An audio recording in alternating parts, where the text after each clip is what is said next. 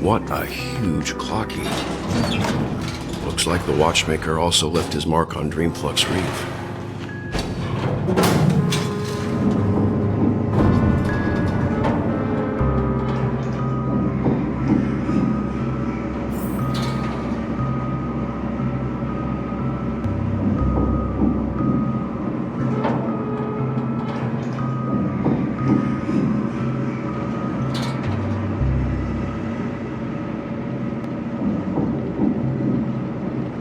Unbelievable. To think there's a settlement of this size within the Dreamscape, and all beyond the family's reach.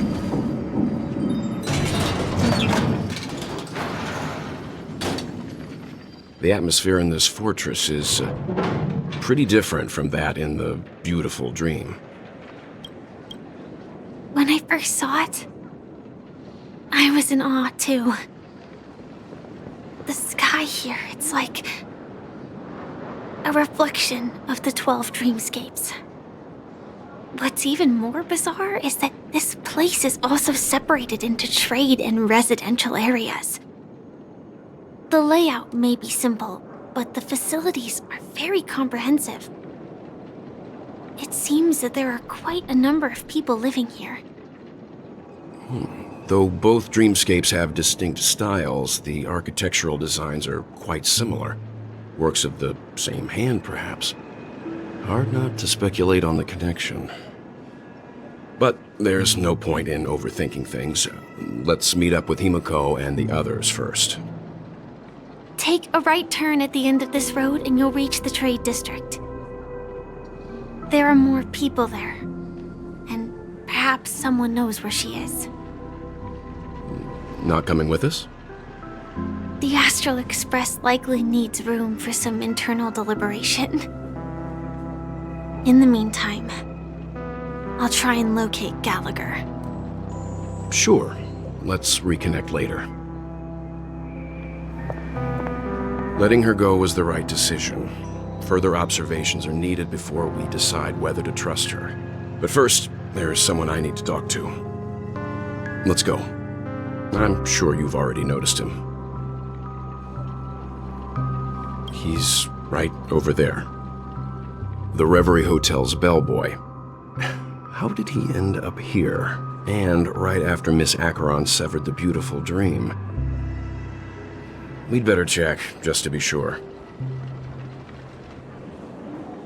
Trash can is perfect for me. And perfectly legal. Huh? You're the guest from before. We meet again! And a new friend. Forgot to introduce myself. I'm the hotel's bellboy, Misha. Hello, Misha. I'm Welt. We met in a dream. Oh, and who might this be?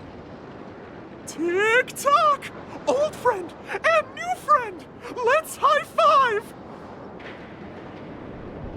Your, memory zone meme? Nope. Clocky is a good friend of mine. We all live here. How did you two get here? This dreamscape isn't supposed to be open to the public. I wonder if it has something to do with Sleepy. So, this is your home? Yep. After my work in the beautiful dream ends, I'll go back home. Commuting used to be more convenient, but ever since travel became cumbersome, Sleepy started ferrying people back and forth between the two dreamscapes. This Sleepy. Can you describe what it looks like? Sleepy is a memory zone meme.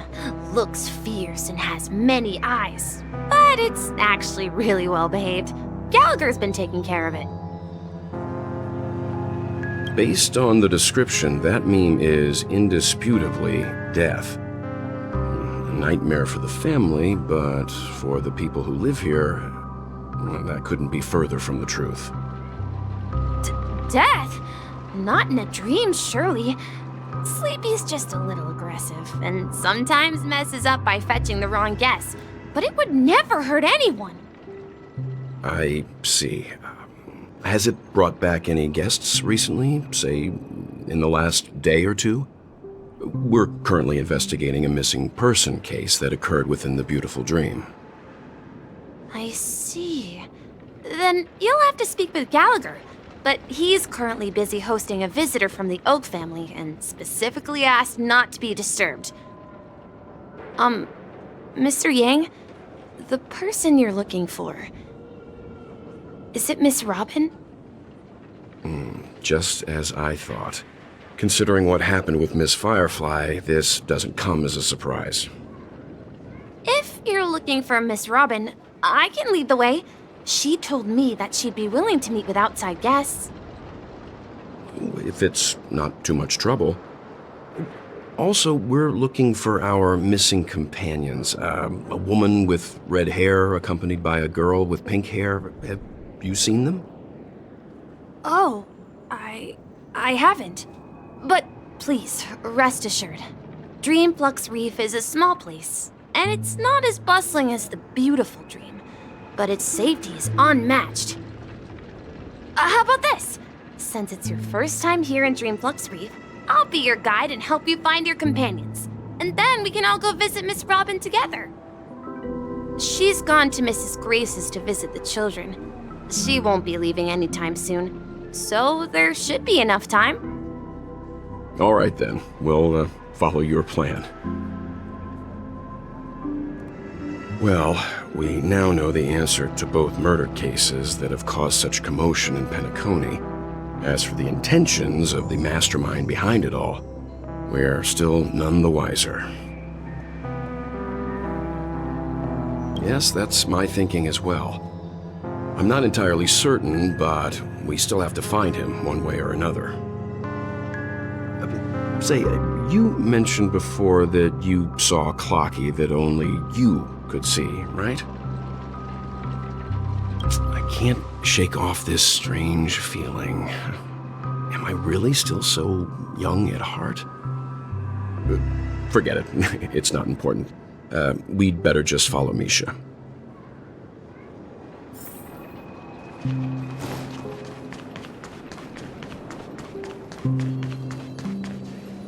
Everyone, look! From here, you can see the most spectacular view of Dreamflux Reef. A black hole? No. An accretion disk formed from consolidated memoria? Was Dreamflux Reef built on such unstable memoria? Oh, so Mr. Yang is also versed in memoria dynamics. I was just trying to figure out how to explain this huge hole to everyone. I bet you guys have a lot in common with Miss Kami.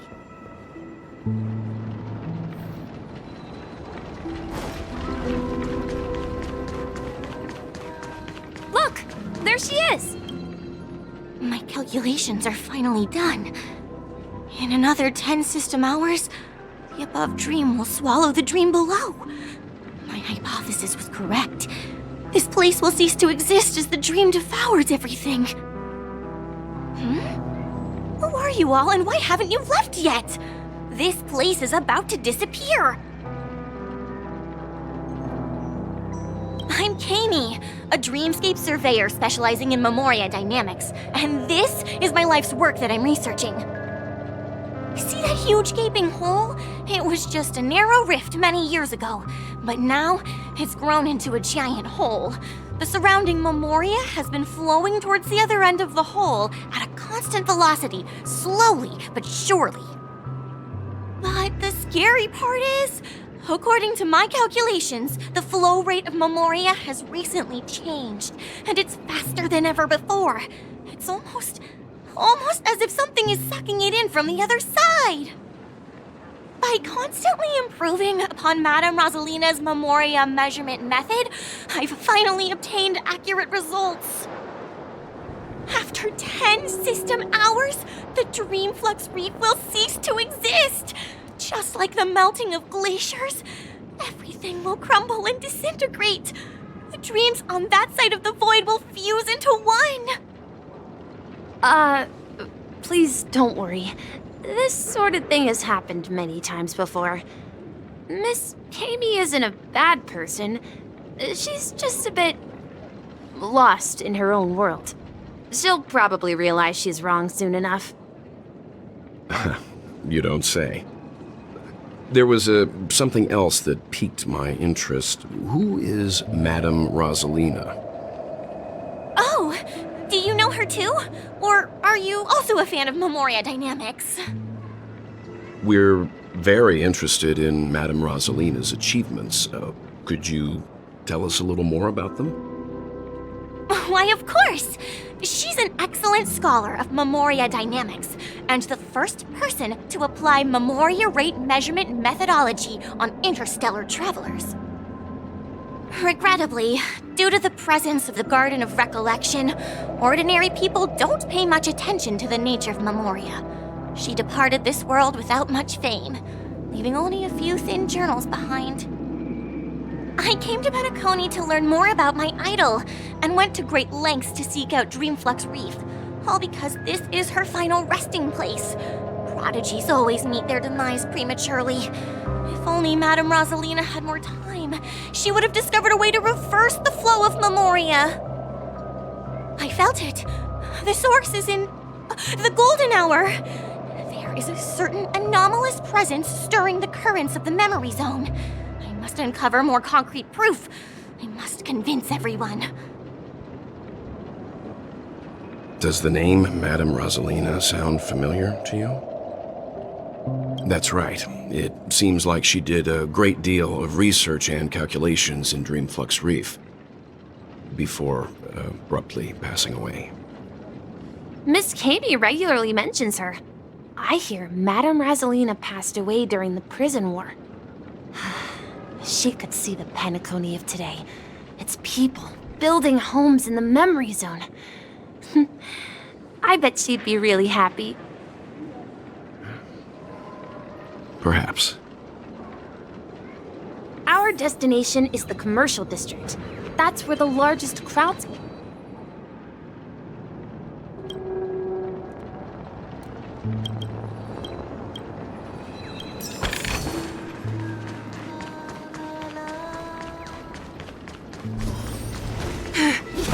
Let me go! Ghost! There's a ghost! Don't come near me! Oh my. I'm human and so are you. Can you get a grip? Mr. Yang and Mr. Trailblazer, I've been waiting for you. Quickly, come help. I bumped into a member of the family on the way here. He was so scared and I just wanted to calm him down. But... Let me go! Let me go! I've only done good in my life. Why can't I rest in peace after death? well, this is how it turned out. Me? A ghost? Don't make me hit you. He thinks he's dead. Although, when I first fell in, I also thought the same. Dear guest, this is not the afterlife. This is Dreamflux Reef. That's right. Did you hear that? Repeat after me. Dreamflux Reef. You're talking to someone invisible. If I'm not dead, what am I? I shouldn't have pushed my luck and tried sleeping in my dream. Curiosity kills the Papashi. Stop asking! You'll alert the monsters! All the dead are right here. All of them! You're not talking about the memory zone meme, are you? Don't say that name! It's all your fault. They're coming!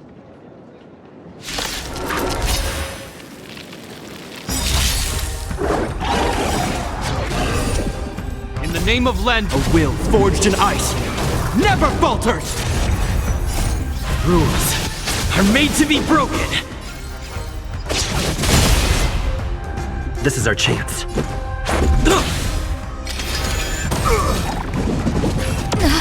That hurts. Nap time. Time for an overhaul. You won't get away. This ends here!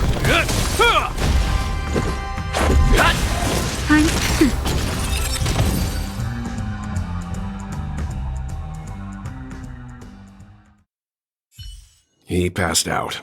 His intense negative emotions attracted the nearby memory zone memes. I see. But why aren't the other people around here scared? Unlike in the Sweet Dream, people here don't see memory zone memes as dangerous monsters. And even if they pose a threat, people can easily escape by forcing a wake-up call. But we can't just leave this man here. Can we take him somewhere safe?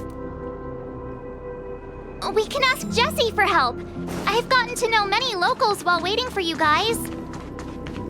Everyone here is living a self-sufficient life. I don't know how to describe it, but this place feels like the real dreamscape. Evening, Jessie. Is it evening? Welcome, Miss March. Who might these be? These two are my friends. As for the man lying on the ground, he's a scaredy cat who fainted from fright. I see. Another poor guy who accidentally ended up here. I'll take care of him. There have been a lot of new faces lately. Things must be tough in the beautiful dream. The few remaining havens of freedom in Asdana will soon face trouble. Do such things often happen here? Not really, but they're becoming more frequent now. Guess it's one of the signs of the Sweet Dreams collapse. This man has had quite the shock. Could you help me find a Halovian lady, March? Her songs can heal mental wounds. A Halovian lady? That must be Robin. She's also here in Dreamflux Reef. Huh? Robin? But I thought she... Oh, right. If Firefly is here safe and sound, then it means Robin must be okay too. Misha is about to take us to her to find out what happened. But before that, let's meet up with Himiko. You were with her earlier, right? We met some stowaways in the residential area. Most of them came from neighboring star systems. I heard that places like Dreamflux Reef are scattered throughout the memory zone of Asdana, like islands in the ocean. They existed before the family arrived.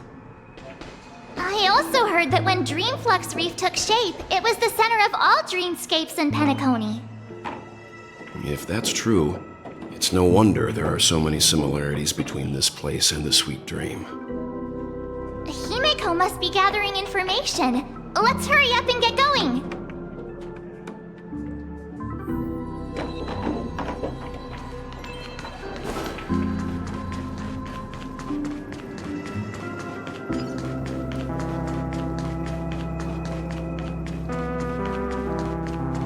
This is where we split up.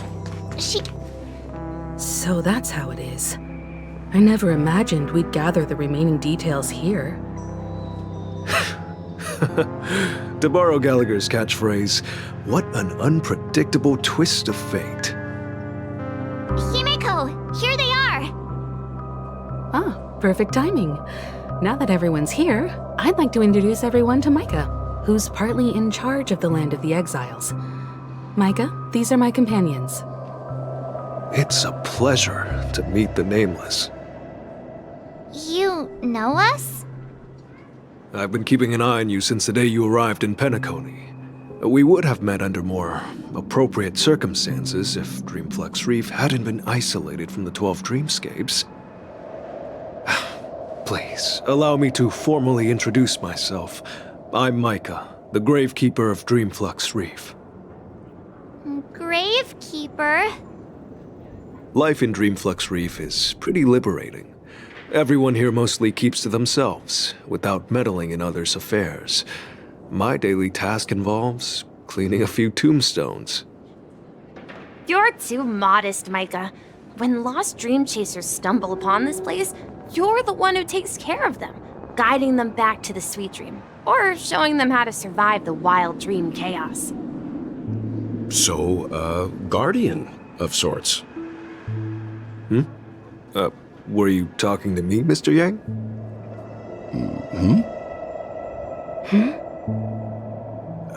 On that note, Mr. Micah, which tombstones are you referring to? We didn't come across any graveyard when we arrived. They're actually just symbolic stones. But since you're curious, Mr. Yang, I'll take you there.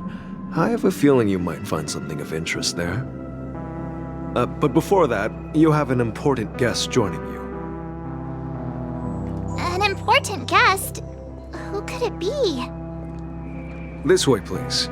The roads here in Dreamflux Reef are a bit run down, so watch your step.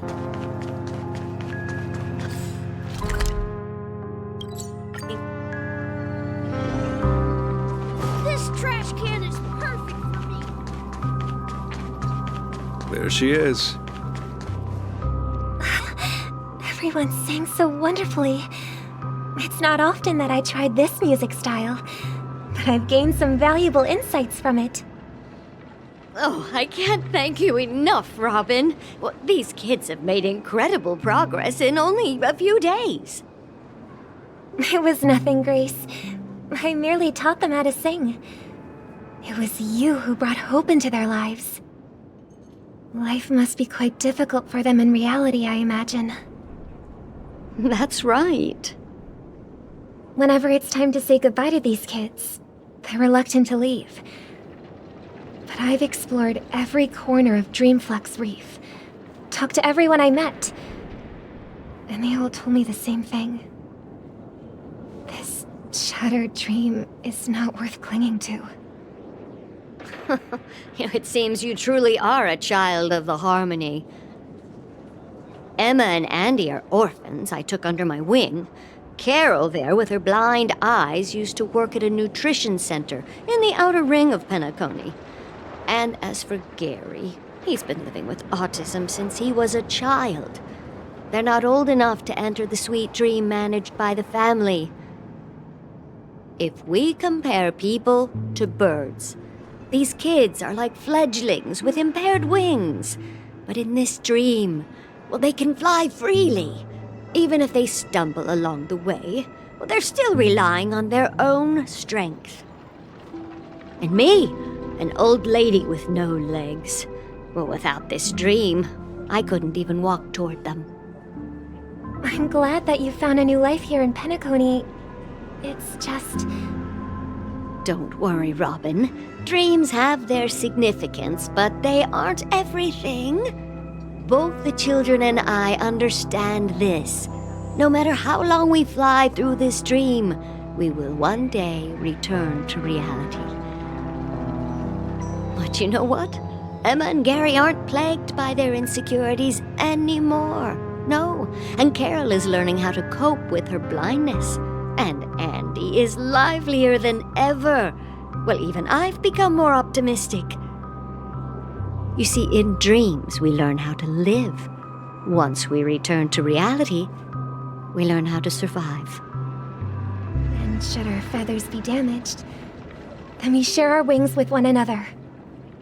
There's no need to covet an illusory sky in dreams, because we have the right and the ability to fly towards a broader horizon. It's a relief to see you safe and sound, Miss Robin. It's nice to see you all again, Astral Express crew. I heard my disappearance caused quite the commotion out there. I'm really sorry about that. Since you're here, can we assume that you're fully aware of the situation in Penacony? Ever since I returned to Penacony, my voice started to change, until it gradually faded away. At first, I thought it was a temporary ailment, perhaps due to having been away too long. I thought maybe it just takes some time for my body to acclimate to the high concentration of Memoria and Asdana. But now it seems the root of the problem goes way beyond me. There are elements around me that don't align with the harmony. And losing my voice is just one of the signs of the Sweet Dreams collapse. The Sweet Dreams collapse. That memo keeper mentioned the same thing. So it's real. While I was away from Penacony, the boundaries of the 12 Dreamscapes kept expanding outward. But whenever I mentioned the anomalies in my dreams, all the family heads refused to talk about it. Only my brother was willing to respond. Later, I discovered the secret letters from the IPC ambassador, which further convinced me that there are hidden secrets beneath the surface of Penacony. So, following the clues in the Oak family's dossiers, I found my way here. The land of the exiles, concealed by the family under the guise of death. A dream within a dream, where Penacony's past is buried. Hearing you speak, it sounds as if your voice has made somewhat of a recovery. I hate to admit it, but the harmony in this place resonates more broadly than within the Sweet Dream. It's regrettable, but the family has experienced betrayal. The traitor, or traitors, abandoned their original principles and, using the name of Harmony, exploited people's weaknesses to turn Penacony into the planet of festivities, trapping everyone in the illusion of the Sweet Dream. This is not the strong defending the weak, but rather the strong exploiting the weak. A world without equality won't ever be favored by the Harmony.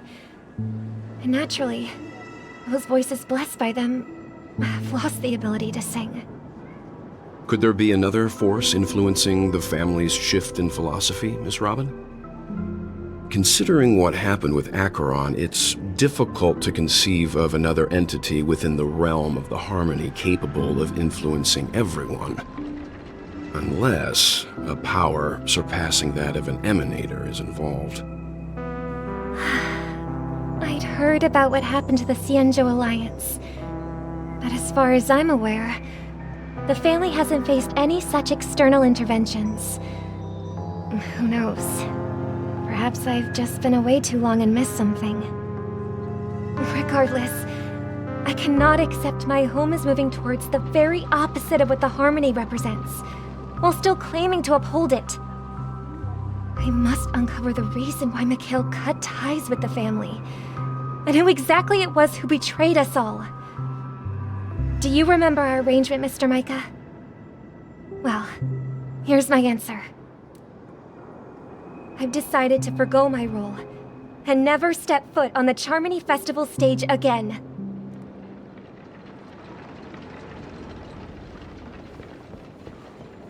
Look here, brother. A little bird. Looks like a fledgling Charmony dove.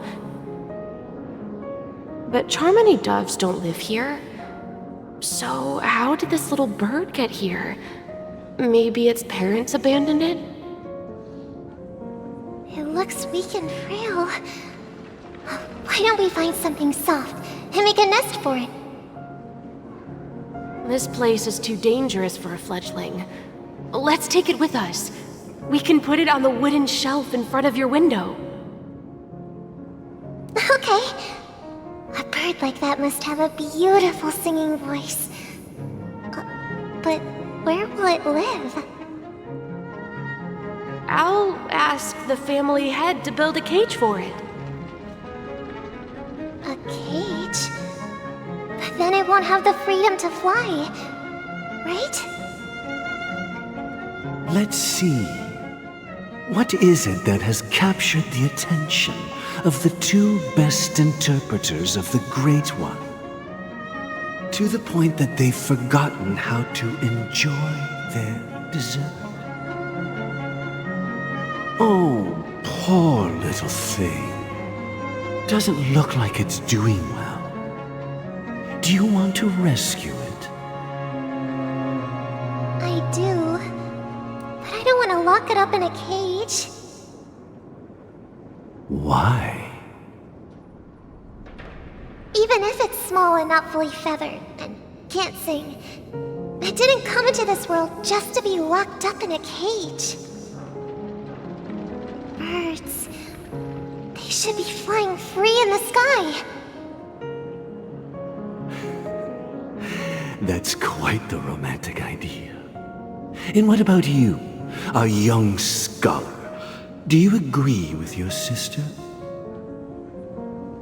I think she's right. But if we leave it out in the wild, it won't survive for more than a few days at best. Ah, I see. It seems our little scholar is still a bit unsure. Well, let me tell you youngsters a story.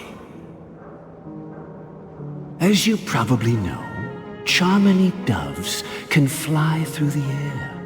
When they fly really high, the friction caused by the flapping of their feathers against the atmosphere creates amazing lights, so that they look like shooting stars. We've seen this spectacle so many times that we think it's just something they can naturally do. But that's not the truth. Their radiant display is the result of countless struggles against nature over generations. Their ancestors were too weak to survive on the ground, so to escape predators, they started seeking new opportunities in the air. After countless attempts by many generations, one of them finally figured out how to fly. It soared into the sky and never looked back at the ground again. So, you mean birds aren't born to fly, but they find a way to do it through their determination, right? Well, that's an idealistic way of putting it. So, what are your thoughts, Sunday?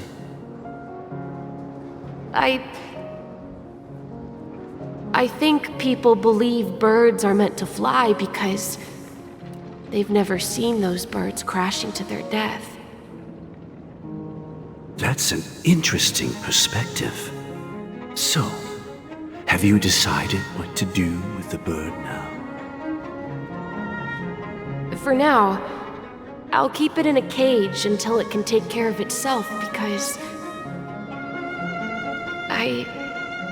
I want it to live, no matter what. Well said, kids. It seems each of you has found your own answer. Your insights are truly remarkable. And I hope they come true in their own way. We will take good care of it, won't we, brother? Yeah, but Mr. Gopherwood, there's one thing I don't quite understand. And what might that be, my son? What if this little Charmony dove never learns to fly in the end? I mean, if there are fledglings in this world that can never fly throughout their lives, should we let them go back to the sky, only to see them crash to the ground and die?